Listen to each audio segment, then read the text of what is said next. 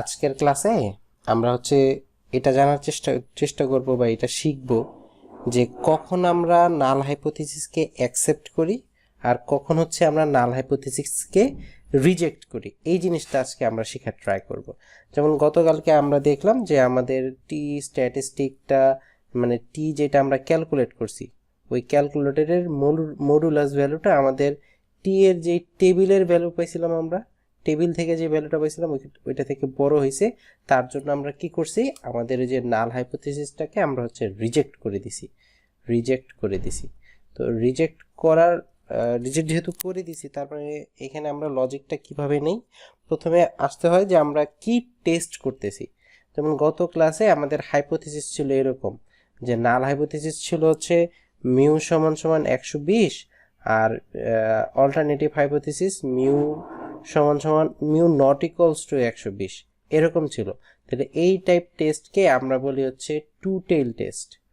Two tail test যদি আমাদের নাল হাইপোথিসিসটা এরকম হইতো যে মিউ গ্রেটার দেন 120 অথবা নাল হাইপোথিসিস মিউ লেস দেন 120, মানে 120 এর বড় বা 120 এর ছোট, যদি এরকম ভ্যালু বলতো সেটাকে আমরা বলতাম ওয়ান টেইল টেস্ট।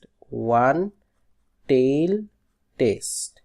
এখন কখন কি হয়, যখন আমাদের এই যে টু টেইল টেস্ট হয়, টু টেইল টেস্টের বেলায় আমাদের জিনিসটা এভাবে আমরা ধরা যাক আমরা টি টেস্ট করতেছি।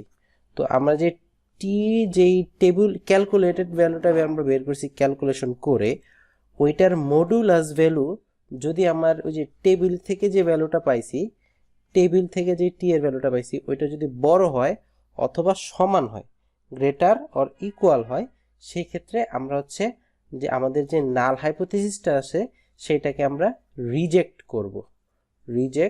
করব। এটা আমাদের মেইন কনসেপ্ট। এটা টু টেইল টেস্ট। এরপরে আসি যদি মিউ গ্রেটার দেন 20 থাকে তখন কি হবে।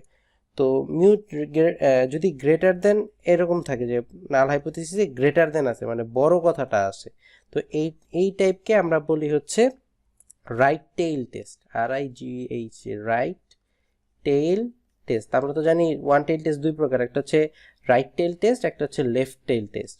তো এই যে যদি গ্রেটার দেন থাকে সেটা রাইট টেইল টেস্ট, আর যদি লেস দেন থাকে সেক্ষেত্রে সেটা হবে লেফট টেইল টেস্ট।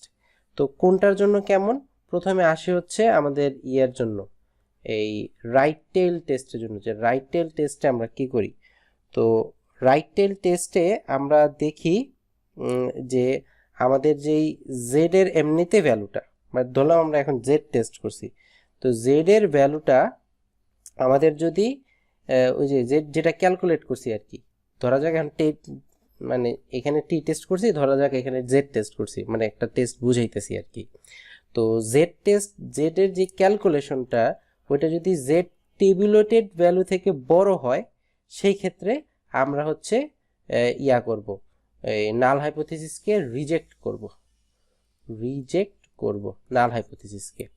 আর যদি আমাদের এরকম হয় যে লেফট টেইল টেস্ট আসতেছে বা লেস দেন কথাটা আসতেছে, সেই ক্ষেত্রে আমরা কি করব, সেই ক্ষেত্রে আমরা এটার জন্য দেখব যে ধরলাম এটার ক্ষেত্রেও জেড টেস্ট করতেছি, দেখব যে জেড এর যে আমাদের ক্যালকুলেটেড ভ্যালুটা ওইটা লেস দেন মাইনাস জেড এর মাইনাস টেবুলেটেড সমান আসতেছে কিনা। তো ওই ক্ষেত্রে আমরা নাল হাইপোথিসিসকে রিজেক্ট করব। আমি যে এই কথাগুলো বললাম, সবাইকে এই কথাগুলোকে ক্লিয়ার,